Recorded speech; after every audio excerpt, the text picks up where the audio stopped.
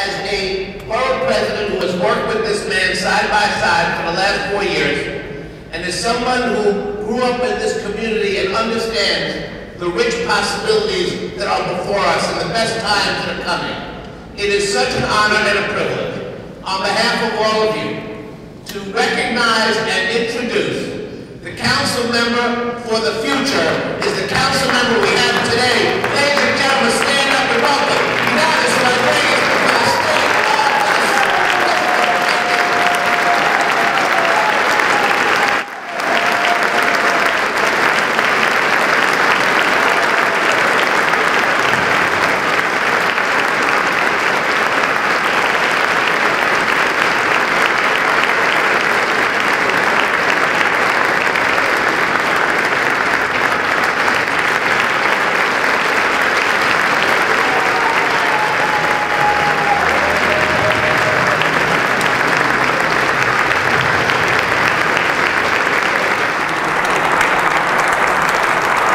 Thank you.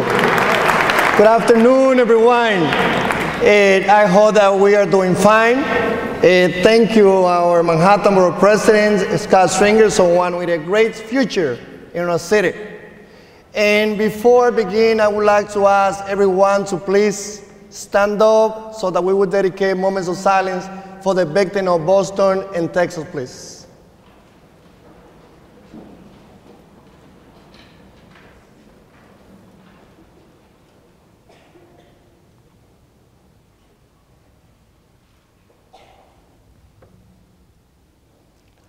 Thank you.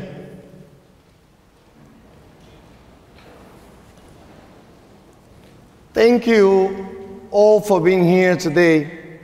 Let's give our artists another round of applause for the great work that they did.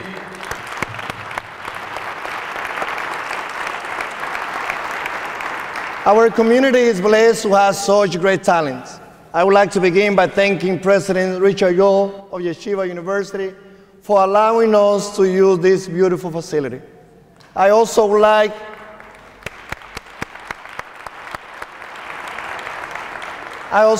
to thank my partners in government, the elected officials here today. First, we are our great Manhattan Borough President, Scott Stringer, Senator Adriano Espaillat, Assemblywoman Gabriela Rosa, Assemblymember Denny Farrow, Senator Daniel Squadron, and also my colleague at the council, New York City Council member Daniel Garani, and Mark Weprin. Special thanks to our speaker, Kristen Quinn, who is here today, our former controller, Bill Thompson, our controller, John Liu, and our former borough president, Adolfo Carrion. Also, I would like to recognize all my friends here in the local district leader, Maria Morillo, district leader, Mike Levine, district leader, Manny de los Santos. Also like to recognize Julie Manning, who was also a former community board chair one. And I would also like to recognize someone who is a leader in the Bronx, someone that I have no doubt will be a new elected official, Yudelka Tapia. As also Fran Portorreal. I would like to thank my staff and the staff of the offices of Senator Espaillat and Gabriela Rosa, who work very hard every day to make our community better, and to our volunteers and interns that have dedicated their time to support our work. Most especially, I would like to thank my whole family, my parents, Lydia and Ydanis, and my wonderful family and partner, Christine, and our daughters, Yarisa and Isla. Thank you very much for not only put up with me, but make me a better man and a council member every day. Thanks a lot. In 1613, Juan Rodriguez became the first non-indigenous immigrant to settle here in New York City. Juan Rodriguez's journey was the first of millions of people looking to create a better life for themselves and their families.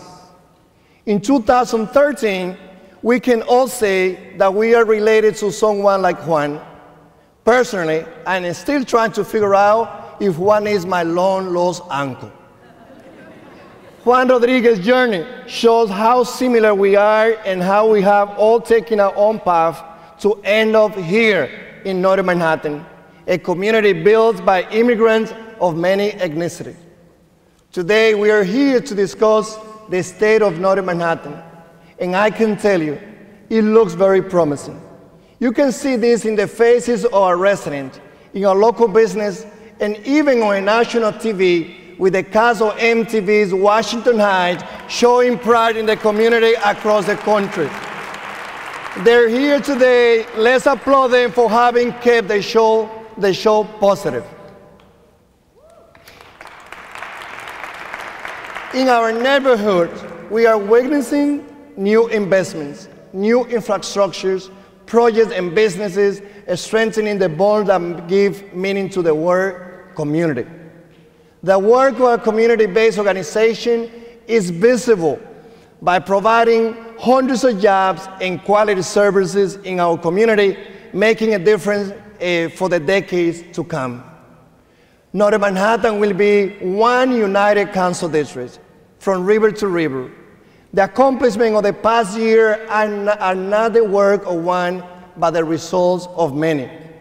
Whether it be bringing new state-of-the-art building to the Community Health Academy of the Heights, Alianza Dominicana, and the Northern Manhattan Improvement Corporations, renovating Jehu Wright Playground, rallying to ensure funding was restored for our daycare centers and Head Start programs, raising our voices loud and clear, supporting the DREAM Act, fight gun violence and decry domestic abuse, developing the United Palace Cathedral Intercultural Hub in Washington Heights, or advocating for more funding for schools, libraries, and after-school programs.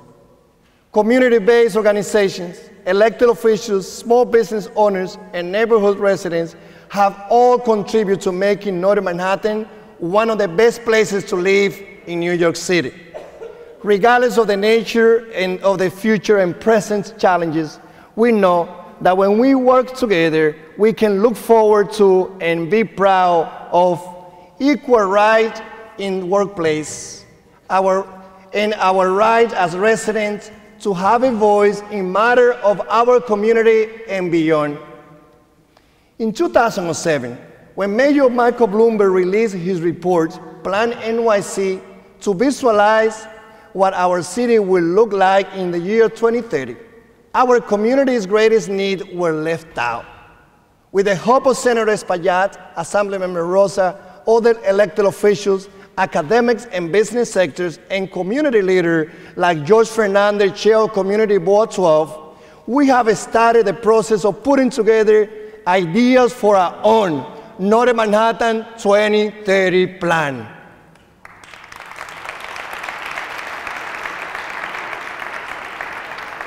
Allow me to go over some elements that will appear in the blueprints. To start, education in District 6 must improve.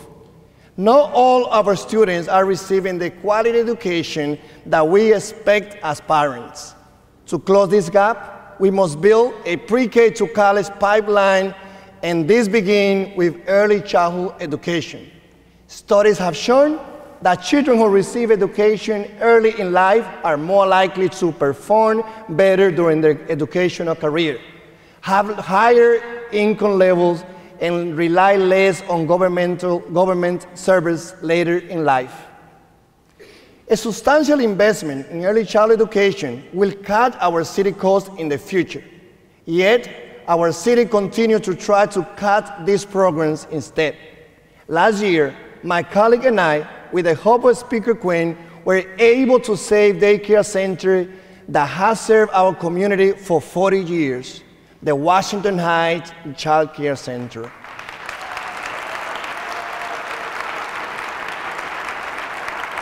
But clearly, we need more.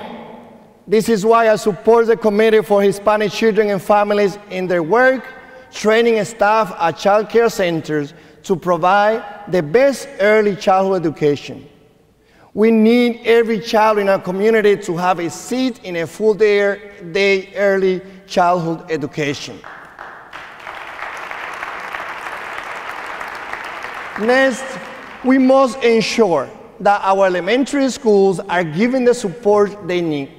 We face this problem at Juan Pablo Duarte, a school that has struggled in recent years and where the Department of Education initiated steps toward closure. However, through the leadership of Northern Manhattan's elected officials and parents' activism, PS 132 was saved. A new dual language school will be sharing space, one designed to assist students of all ethnicity in learning a new language. With the opening of this school, Castle Bridge and Kids NYC, and our support of all the schools in our district, with new options for parents and students, further our goal of seeing every student in this community provided with quality education.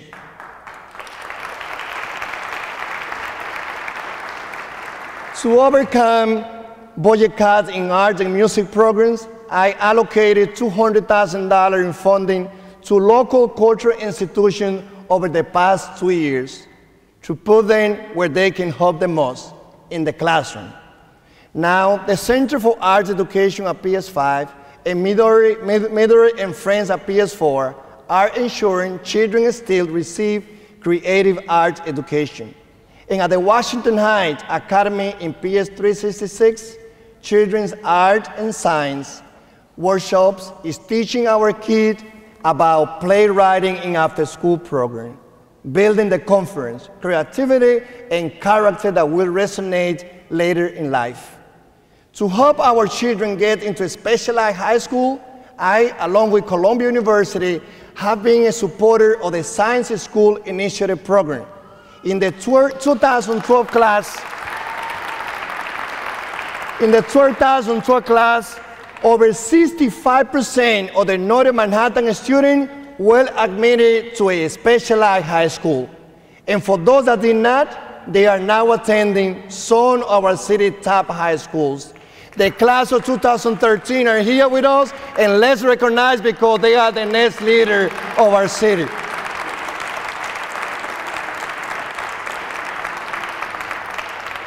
This is a great program.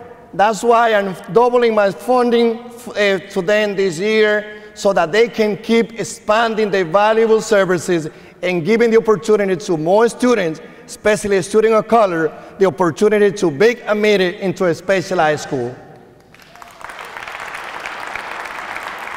We want those top schools here in Northern Manhattan. And that's why I'm working hard with the principals of all our high schools to ensure they have the resources necessary to achieve this goal. This year, I have allocated a total of $5.1 million in capital funding to all schools that may request to ensure that they can be successful as they strive for student achievement. While I have a special place in my heart for Gregorio Luperón High School, where I taught with Principal Villar and other colleagues before being elected, I have dedicated time over the past year to George Washington campus. We are privileged to have one of the most beautiful school buildings in New York City. But in recent years, this campus faced a number of hardships. Now, through the leadership of great principals, there has been a slow but consistent transformation. Mr. Sloman is using his creativity to encourage achievement through educational incentives like trips to Pennsylvania and Broadway show, and the next group, they're going to be seeing The Lion King.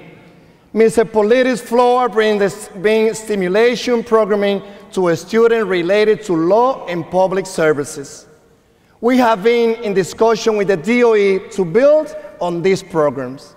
When schools such as Health Careers and Science, led by Mr. Trejo, or Media and Communication by Ms. Michelin, focus on a particular specialty, they should find trusted trusted partnerships with Columbia Presbyterian or with television and music studio to fully immerse their students in interesting curriculum. This is the future not only of George Washington, but to all high school in Northern Manhattan. We must create an environment where the students are engaged in what they study so that they arrive at school early every day to learn more. To continue my commitment to George Washington and the surrounding community, I'm still working hard to renovate the indoor pool swimming that has been used as a storage. We need to get the money to renovate the pool.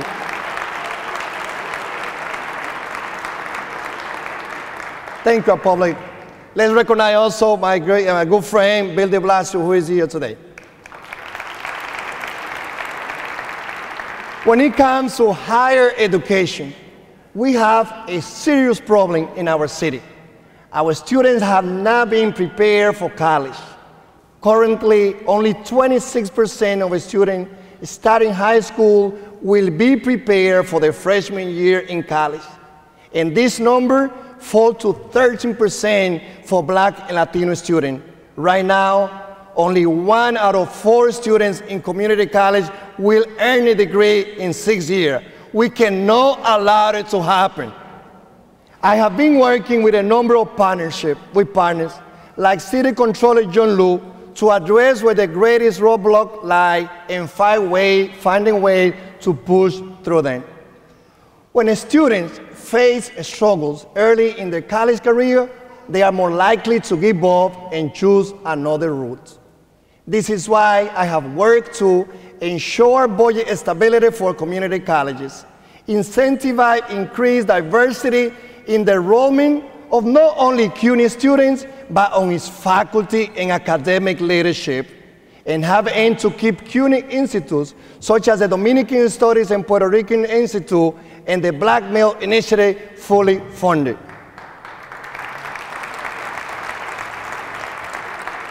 This year, I will work with CUNY, Columbia, FA America, Bank Street College, Sloan Kettering Hospital, Pace University, the business sector, and one of my former students, Nokel Matos, now in Harvard's Kennedy School of Government, to hold the first summit on college readiness. To discuss strategies, policy, and programming designed to better prepare our students for college. This will be a vehicle to share the best practices around the city, putting our community in New York on the map as the college readiness capital of the country.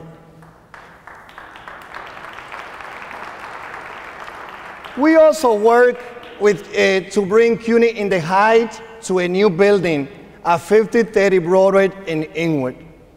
This building now provides a state-of-the-art facility for hostels and Borough Manhattan Community College students looking to take credits to get ahead in the degree programs, and many services available to the Northern Manhattan community, including a robotic program for kids starting in this coming September in Northern Manhattan. A big thank you to Andrew Bonilla, Jay Hutchinson, and CUNY for your great work and support. I'm proud to announce that CUNY has agreed to continue expanding its CUNY in the Heights campus, providing hundreds more students the opportunity to learn, explore, and prepare themselves for professional career. We cannot stop there. In 2010, almost 65,000 people between the ages 18 through 35 lived in Northern Manhattan. Close to 50% of that group has a high school diploma but are not attending college. We need to enroll them in institutions of higher learning. We must do this so that we can add this group to the new middle class of Northern Manhattan. This number and other factors justify the need to build a new CUNY campus right here in our community. I envision a campus to focus on science, technology, engineering, and math. Another STEM program in the city, but this one we need to expand it in Northern Manhattan in our community so that we can create jobs of the future.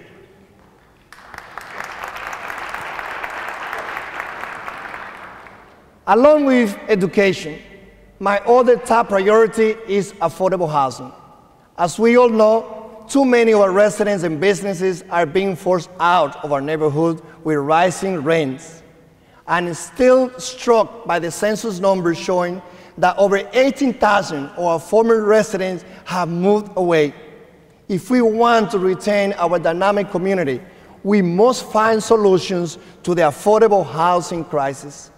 I have worked with a coalition of a number of local community organizations to identify several locations around the district where affordable housing can be built. This Wednesday, April 24, we will hold a mayoral rally to call for true affordable housing in Northern Manhattan. This rally will take place at the Isabella Nursing Home, where they have plenty of land that can be used to build affordable housing for our senior citizens. For the struggle, part of the struggle for affordable housing also lies in fighting negligent slumlords, something I have worked on with public advocate Bill de Blasio in our community. We stood together to denounce the 200 worst slumlords in New York City, many of whom own buildings here in Northern Manhattan. Most recently, I stood with tenants from 183rd Street, led by Miriam Rivera, whose landlord had cut off the utilities, literally leaving them in the dark and cold during the depths of winter. Miriam and the tenants could have given up and moved away, but instead, they choose to organize and stand up for their rights. With the help of my office, other elected officials such as Senator Espaillat, Gabriela Rosa, Speaker Quinn, the SRO Law Project, and HPD Commissioner of Code Enforcement Vito Mutasciolo, their services were restored to all three buildings. The tenants have taken the notorious landlord Hugo Eduardo Juarez to court, and I will continue to stand up with them as they go to the court this coming Thursday at 9:30 a.m. To truly solve the affordable housing crisis, it is time we let our new mayor, one of whom is sitting with us here, that we have land to build affordable housing in Washington Heights. And we expect at least 10,000 new units or real affordable housing in our community. This can happen with a committed investment here through the rezoning of Sherman Creek and the transformation of the 207 Street Ray Yard into affordable housing, retail, community space, and early childhood education center. We can secure Northern Manhattan's future by developing in those two areas.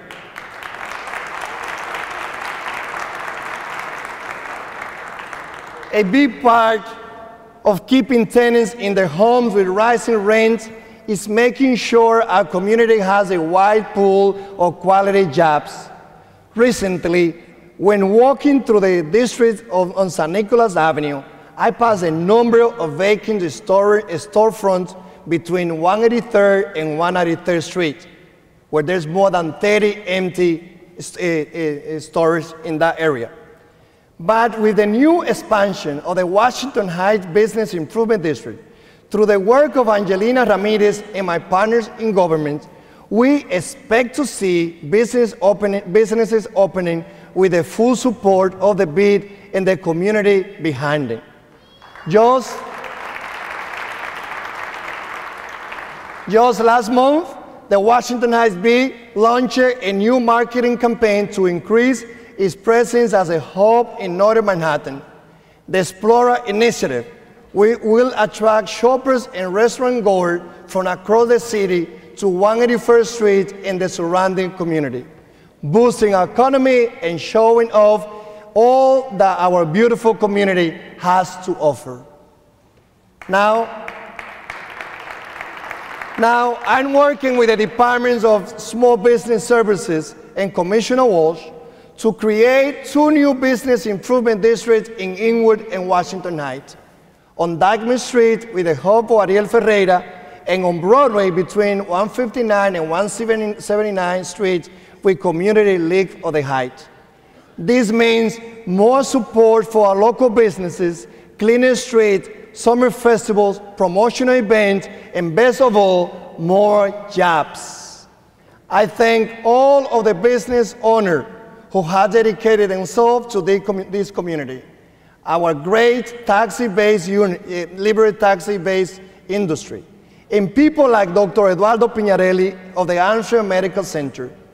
This past March, Dr. Piñarelli donated 200 copies of Junos Diaz books and invited the Policy Prize winner to come to our community and sign and give away the books himself.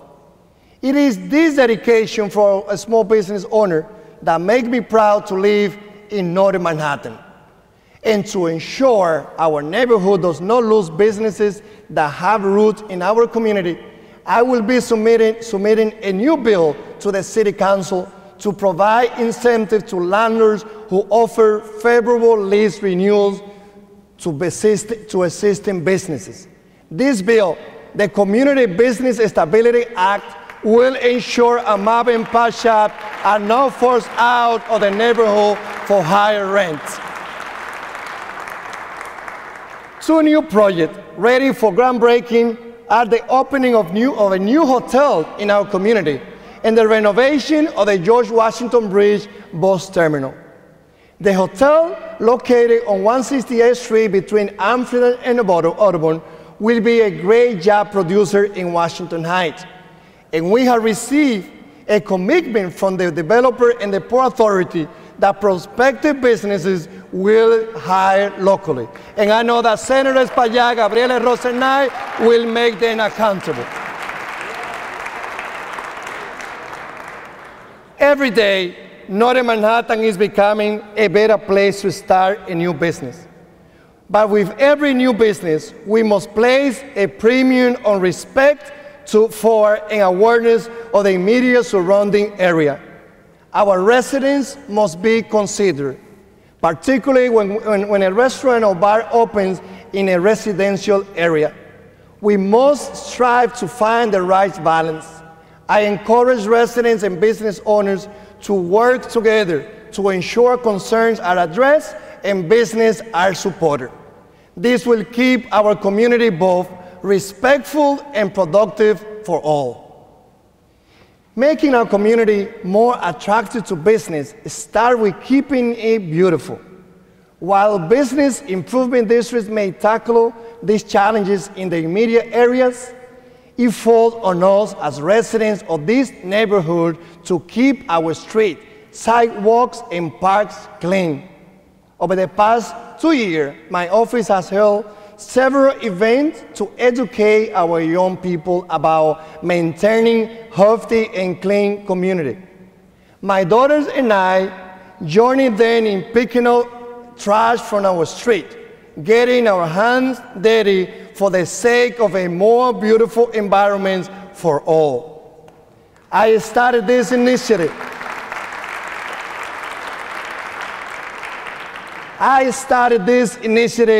With my students at Luperon High School when I was teaching back there. And today, 2 of our great partners in this effort are youngsters from the Fresh Youth Initiatives and Centro Altagracia de Justicia y Fe, and young people from the Isabella Nursing Home. Getting these kids engaged in public services teach values of respect and community that can last a lifetime. We will continue to make the Clean Streets Initiative a priority in the future, holding cleaning days throughout the summer with local organizations. By ensuring our health does not stop there, when obesity rates in Northern Manhattan are higher than anywhere else in the world, we are setting ourselves and our children up for a painful and expensive future. To stop these problems before they start, my office has worked hard to expand the number of sport programs offered to children, such as the Inwood Little League, JV Sports League, Officer Brazil Little League, and the Washington High Tennis Association. And I'm happy to say that through a growing partnership with the Armory, our community has an opportunity to use a class track and field facility right here in North Manhattan.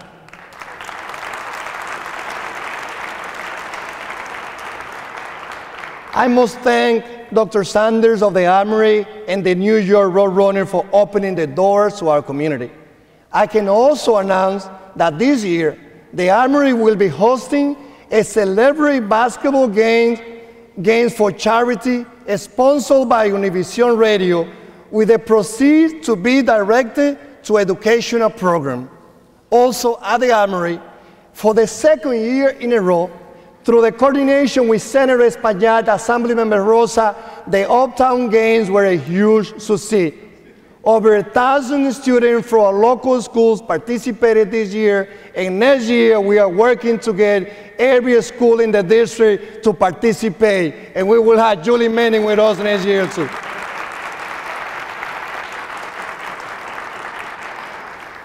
We must also take a note of our eating habits and those of our children. I encourage everyone, especially our youth, to make conscious decisions when choosing what to eat and drink. The overconsumption of healthy choices can lead to dangerous conditions like diabetes and heart failure. We will be looking to partners with Columbia University, Yeshiva University, CUNY, DOE, Columbia Presbyterian Hospital, and our CBOs to promote healthy lifestyles and nutritional education. Additionally, through the council funding, I can do it, right? I can do it.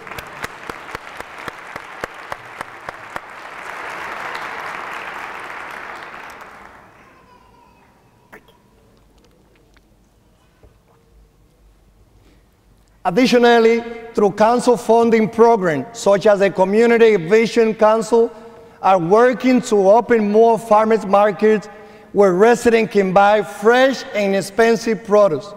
It is about the future of our community. We must sustain healthier lifestyles to ensure we live longer and maintain our quality of life as seniors, if we get there. Speaking of our beloved seniors, during my time in office, I have worked hard to see that our senior centers provide the best services possible. This past year, we helped ARC for Washington to implement new transportation system for homebound seniors to keep them engaged in many services available in our community. For our seniors and disabled community, the Dyckman Street 1 train station will be very soon accessible to wheelchair with an elevator. And I will continue to push the MTA for elevators at the 183rd train station and the 168 station for wheelchair-bound hospital patients to have easier access to transportation. Something we are very proud of coming soon is the new cultural center at the Alianza Dominicana Triangle building. This building, administered by Catholic Charity, that has been a great partner in our community, will house the Washington Heights Community School of the Arts, People's Theater Project, Teatro Stage Fest, and others, bringing a central size for our wonderful cultural programming and giving local artists another forum to show their great work. The Alianza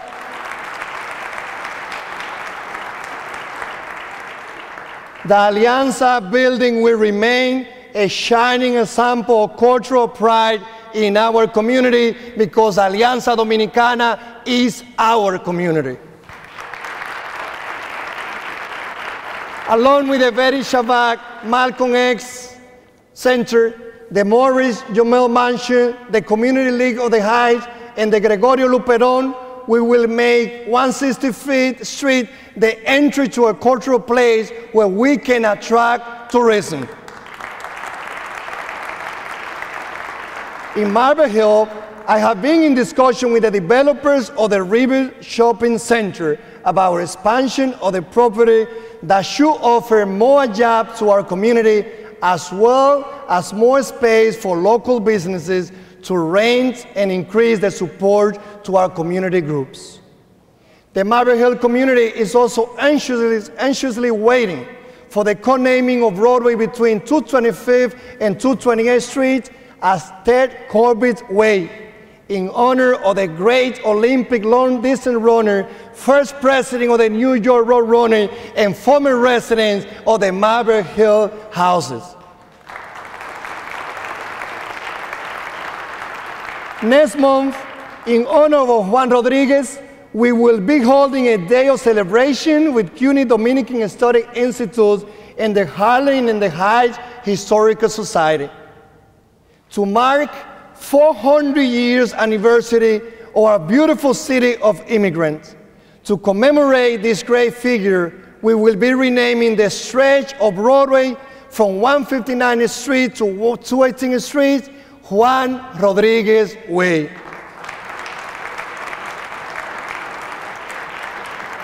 With the support of the New York City Economic Development Corporation, we will revive the Sherman Creek project so that our waterfront looks like that of Battery Park, with playground, walkways, garden, and recreational facility. In our beautiful parks, many damaged by Hurricane Sandy, we will be planting hundreds of trees to protect our air quality and environments, hoping to work in partnership with the New York Restoration Project. And we remain committed to keeping our park safe. This means more foot patrol, better enforcement, and brighter lights at night so that everyone can feel comfortable enjoying the treasure of the upstate Park Manhattan, Washington High, Marble Hill, and Inwood. Although I believe that one police plaza should make major reforms on its stop and frisk policies, I support our inspectors and the police officers they work with to keep our community safe.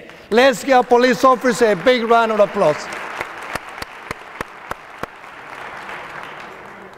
In short, last year, I stood on the stage of George Washington campus to deliver this address, and this is very fitting, as not only George Washington comes a long way since then, but together as a community with many friends, such as our friend Bill Thompson, we have progressed as well.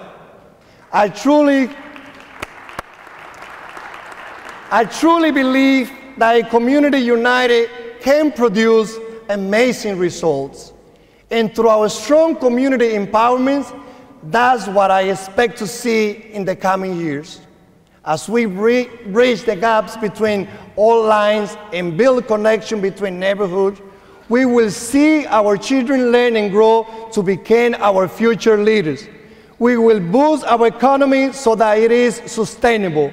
We will ensure our homes are affordable so that residents can live comfortable. We will maintain the beauty of our parks and streets. We will stand united to make our community great for a generation to come, and we will continue keeping our community a safe place to live for everyone. Thank you so much for your support, and God bless you all.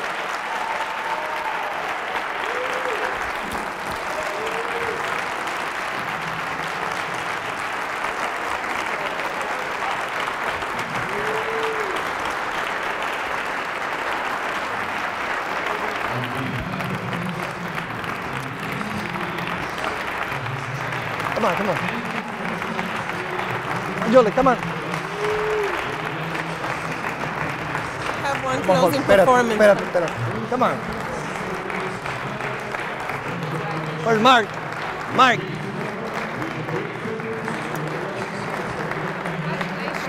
Thank you. Amazing speech. Stay here with us. Hold on.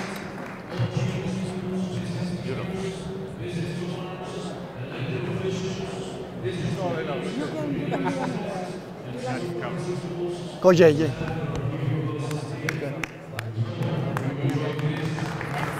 Thank you.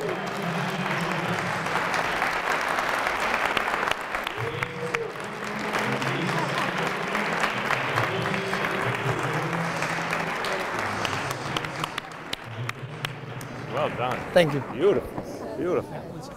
Thank you. That was very well done. Thank you. Very well done. Thanks. Thank you. You look beautiful. You look absolutely Sir, beautiful. thank you. Thank you for being here. That was inspiring. So good. Great, man. You did a great job. Absolutely sensational. Thank you. Really sensational. I think I'm seeing you. Terrific. Good. Yes, nice job. You rocked it. Thank you. You rocked it. Thank you. Big and bold, baby. Thank you. Big and bold. That's how you do it. Thank you. How are you? Congratulations. Good, That good. was fabulous. Thank you. How are you? Nice to see you. Nice job. Thank you, Liz. Excellent.